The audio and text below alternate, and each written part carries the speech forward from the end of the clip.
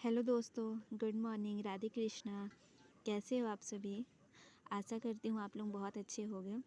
And आज की class हमें स्टार्ट करने से पहले मैं आपको सॉरी बोलना चाहूँगी, क्योंकि दोस्तों कल मैं क्लास नहीं ले पाई थी। रीज़न मेरा हेल्थ इशू था, तो हेल्थ इशू होने के कारण मैं कल की क्लास नहीं ले पाई। बट आज से हमारी क्लास कंटिन्यू होगी। ओके, तो चलिए दोस्तों हम आज की क्लास अपनी शुरू करते हैं। ओके, तो आज का हमारा पहला क्वेश्चन है, दो तत्व कैल्शियम और आर्गन है।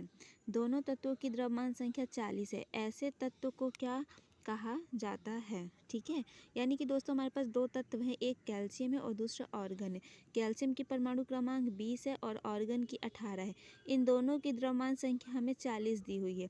तो बोला ऐसे तत्वों को क्या कहा जाता है? सम न्यूट्रॉनिक, सम आयतनिक, समभारिक या समस्थानिक।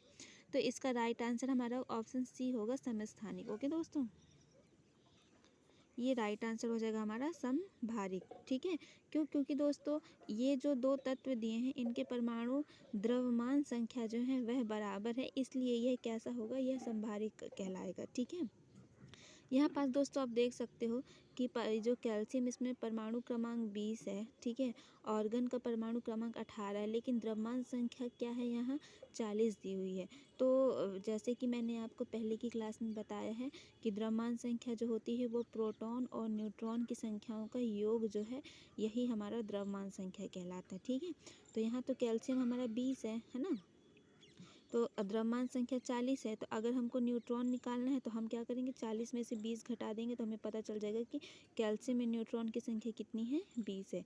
इसी तरीके से हम आर्गन में देखेंगे कि यहाँ तो आप देख सकते हैं कि द्रव्यमान संख्या 40 है और परमाणु क्रमांक 18 है। तो हमें अगर न्यूट्रॉन निकालना तो हम 40 में से क्या करेंगे? 40 में से हम 18 को माइनस कर देंगे तो हमारा न्यूट्रॉन निकल आएगा। ठीक है दोस्तों, तो इस तरीके से हम देखते हैं कि हमारे परमाणु क्रमांक तो समान है, लेकिन न्यूट्रॉनों की संख्या जो है वह अलग अलग है। इस कारण जो है हमारा द्रव्यमान जो है उस पर इसका असर पड़ता है। ठीक है, नेक्स्ट क्वेश्चन है, तत्वों का कौन सा युग्म समभारिक परमाणु वाला है? ठीक है दोस्तों, तो समभारिक परमाणु वाला तत्व वह कहलाएगा जिसके परमाणु द्रव्यमान क्या हो? बराबर हो।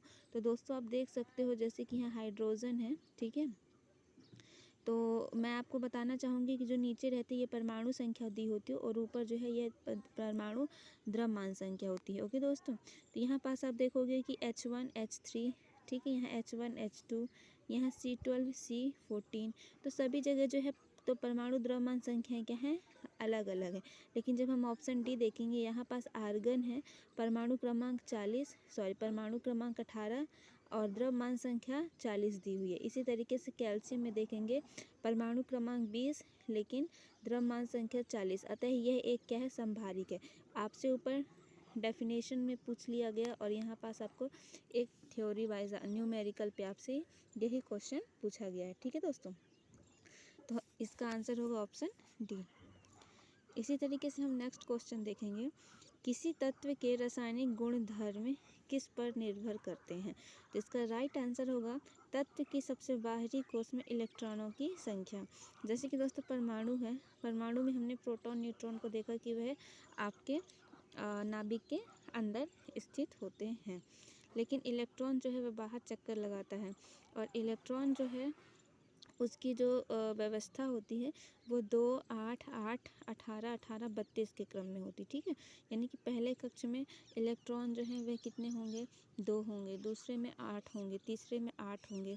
हाँ, इस प्रकार से हम जो है तो मतलब तत्वों में इलेक्ट्रॉनों को व्यवस्थित करते हैं और इसी आधार पर हम रासायनिक गुणधर्मों का भी निर्धारण करते हैं। तो यहाँ पास तत्वों की सबसे बाहरी कोश में जितने इलेक्ट्रॉन होंगे इस हिसाब से हम रसायन के गुणधर्म की पहचान कर पाते। तो right answer option A. Next है, रेडियो सक्रियता की परिघटना की खोज किसने की थी? Marie Curie, Pierre Curie, Henri Becquerel या जे थॉमसन? तो दोस्तों इसका राइट आंसर हमारा होगा हेनरी बैकरल। ओके दोस्तों,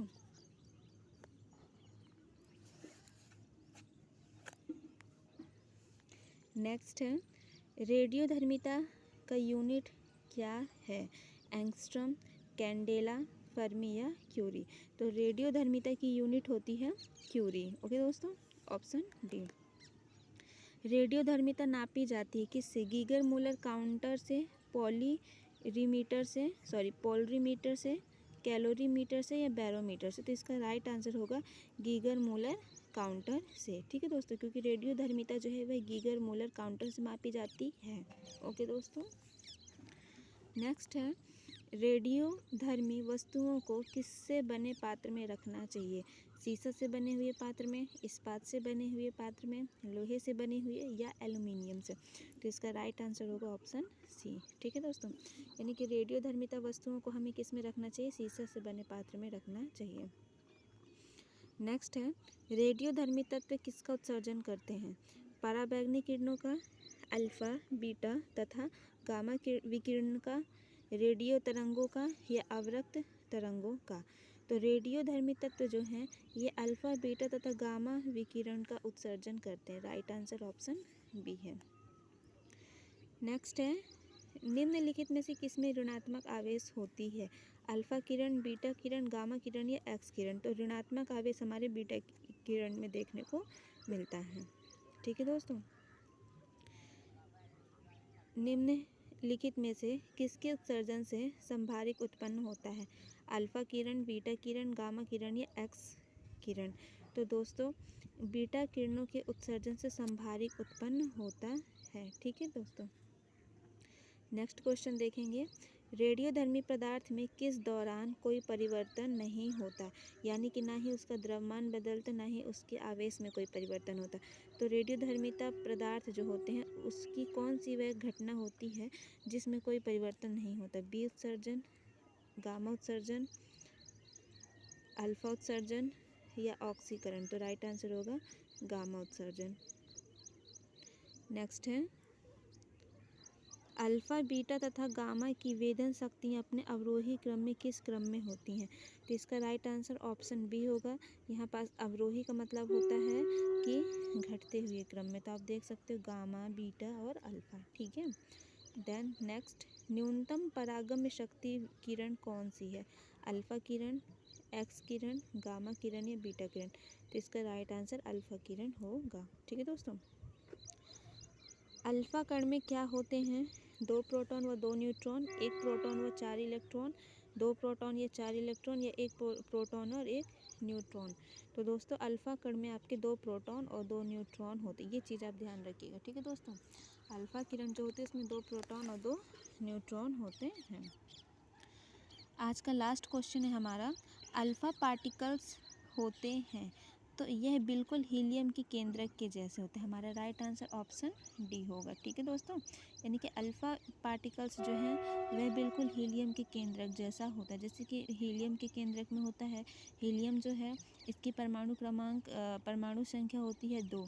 ठीक है, तो इसके परमाणु में प्रोटॉन और न्यूट्रॉनों की संख्या 2 होती है।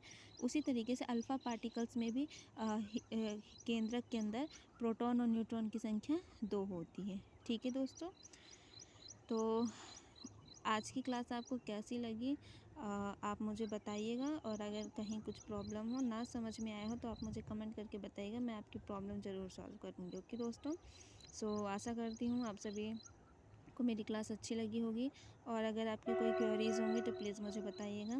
ओके, तो चलिए आज के लिए